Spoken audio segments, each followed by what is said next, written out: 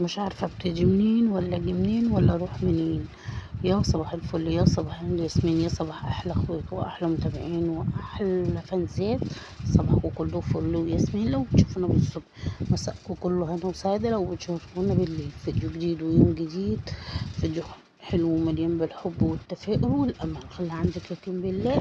يلا ونعمل مطبخك بقى وشوفي وراكي ايه واللقا نصيب. وخلي عندك كده جوع وإرادة وعزم وخشي في مطبخك. واستغفر ربنا، قربي من ربنا. والله العظيم الأم بصوا شوية حاجات بسيطة أوي بس هتريحك طول النهار. يعني هتريحك من وقفة طول النهار. هتركني مواعين على مواعين. هتبقى الدنيا متبهدلة عليكي برا. هتبقي مش عارفة تخرجي منين ولا تعملي منين ولا تيجي منين.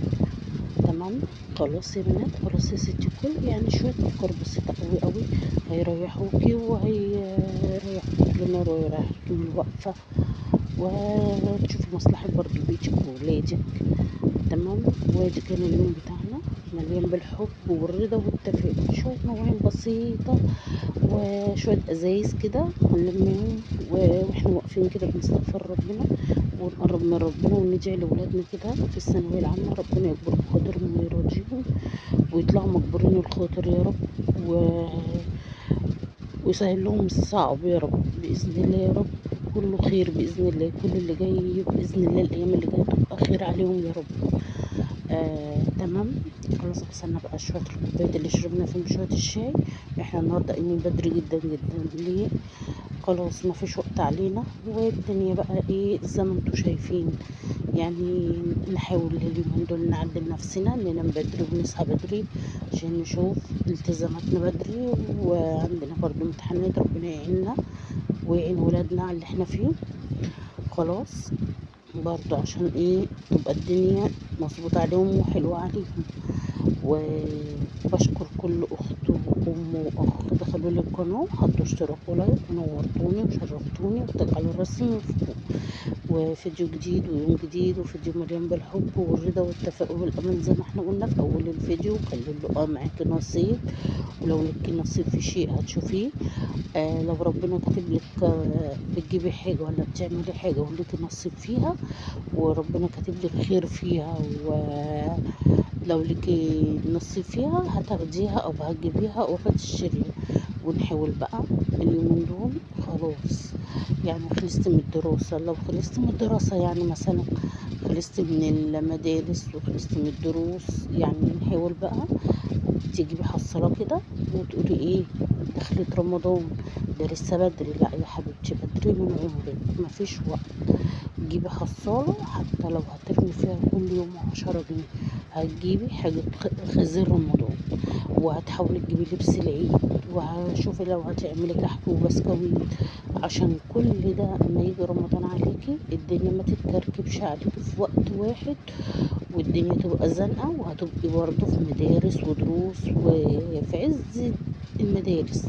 تمام كده. لا اوفرلك وهتبقي اريحلك. هي 10 جنيه هتريحك كتير وهتفرق معاكي كتير اوي. هتقولي لا ده 10 جنيه ملهاش لازمة ولا هتعمل حاجة. لا ليها لازمة وهتعمل حاجات كتير اوي. ده انا اعرف ناس والله العظيم بيحوشوا 10 جنيه من سنة لسنتين وينزلوا يشتروا بيها دهب. يعني بسم الله ما شاء الله عليهم. يعني لا حول ولا قوة الا بالله العلي العظيم. احنا ما بنبصش لحد، احنا الحمد لله نرضى باللي ربنا قسمه لنا ونرضى بالمكتوب.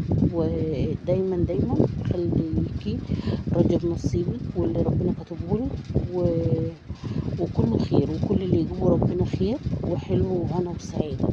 هترضي بعيشتك ربنا يرضيك في عيشتك ويبارك لك في عيالك ومالك وبيتك وجوزك. يعني حاولي ما تقوليش ال10 جنيه دي لا ملهاش لازمة، ولا ال2 جنيه الفكة ولا ال3 جنيه الفكة دول ملهمش لازمة. لا ليهم لازمة جامد لما تعملي حسابك لوقت ايه زي كده. تمام. وهو يا بنات والفيديو بتاعنا النهاردة يعني انت حاولي تسعدي نفسك بنفسك. ويعني زي ما انا قلت لكم حصالة وابتدي بقى فيها واستعيني بالله واتكلي على الله. خلاص ما تقوليش بدري ولا وخري، لا من بدري حبيبتي من عمرك. ابتدي واسبوع على الله، كل اللي ربنا كاتبه لك خير وخلاص. وانت براحتك بقى، عايزة تريحي دماغك من مسؤولية رمضان وحاجة رمضان، خلاص براحتك. عايزة تشيلي وتبتدي وتستغفري ربنا كده وتستعيذي من الشيطان، بس تلاقي نفسك ارتحتي جدا جدا جدا، ومش شايلة هم ولا عايزة اجيب ولا عايزة اروح ولا عايزة اسوي وعايزة اجيب كسوة العيال، عايزة مش عارفة ايه. لا، هتبقي واقفة في ظهر جوزك وبيتك وعيالك من غير مشاكل، من غير قلق، من غير توتر، من غير ما يجي رمضان عليكم وانت بتلفي حوالين نفسك. وربنا يجعلها كلها ايامنا خير وهنا وسعادة. وزي ما انتم شايفين يعني بقولك هتريحي نفسك بنفسك. تمام. وخلصنا بقى شوية المواعين اهو واحنا واقفين، وهنصبن الجردل نملاه. ما يغركيش بقى اللي المية نازلة، المية نازلة ساعتين كده وبعد كده هتقطع علينا. هتقولي انتي بتملي الجردل ليه يا ام احمد؟ بملاه عشان ما فيش ساعتين. يعني انا بقول لكم قمت النهارده بدري، خلصت اللي ورايا اهو زي ما انتم شايفين. ودي بقى الايه، الشمعة بتاعت انس اهو. هصبن بقى الحنفية بالحوض بالجردل بكل اللي حواليا كده، هديله تلميعة عشان تبقى الدنيا نضيفة عليا. واكيد اكيد احنا هنخش نعمل مواعين تاني، بس احنا يعني ايه بنسهل علينا الدنيا ما نصعبهاش.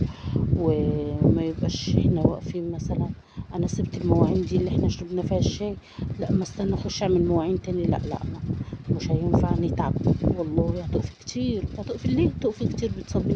ما احنا طول النهار بنخش نصبن ونعمل، بس بتبقى حاجات بسيطة جدا جدا، ما توقفكيش 5 دقايق او 10 دقايق في المطبخ ونخرج على طول. اهو زي ما انتم شايفين بقى. بصوا الحوض عندي على طول ايدي فيه والله العظيم، مخلياه زي الفل. همسك بقى الجردل ده اهو بالحاجة اللي فيه كده اهو، انا على طول بستعمله. وهمسكه بقى اديله تصبينة حلوة، عشان انا بغسل بيه الاكل مش بعمل بيه حاجة يعني. والازاز اللي انا ملياه على الحوض دي ليه؟ عشان برضو المية بتقطع علينا. عايزين مثلا بعمل رز، عملنا كوباية شاي، عملنا كوباية قهوة، هي المية ما فيش ساعتين وهتقولي ايه ستوب عليك شوية. هي دلوقتي بقت احسن من الاول الحمد لله، من ساعة ما عملت الموتور والدنيا اتظبطت بقت احسن من الاول بكتير معايا، وفعلا فعلا ريحتني الحمد لله على كل حال. ونرضى بنصيبك، ربنا يسيبك بكل خير. خلاص يا بنات، خلصت بقى كده كل اللي احنا واقفينه واحنا بنقرب من ربنا، ندعي كده، ندعي لولادنا بالخير والرزق والهنا والسعادة، وندعي لولادنا بالنجاح، نوفقهم في حياتهم اللي جاية. هما داخلين على حياة صعبة، لا احنا نسهل لهم الدنيا، نقول لهم يعني نسيبهم من التوتر اللي هما فيه. وربنا يقوي كل ام شقيانة على عيالها، ويقوي كل اب شقيان على عياله. وكان الفيديو بتاعنا جميل جدا وبسيط النهارده، وبشكركم اول متابعينكم ليا وحسن استماعكم ليا. ويا رب يكون الفيديو بتاعنا عجبكم ونستفاد من بعض وناخد اراء بعض. وملينا الجردل اهو زي ما انتم شايفين. خلاص كل ده على الميه الطبيعيه، يعني كده كل ده مشغلتش الموتور. وهو كده بقى الفيديو خلاص اهو. لو عجبك يا ست الكل كومنت حلو ولايك واشتراك وتنوريني في القناة. شايفين اهو بقولكوا خلصت الحمد لله ومع السلامة.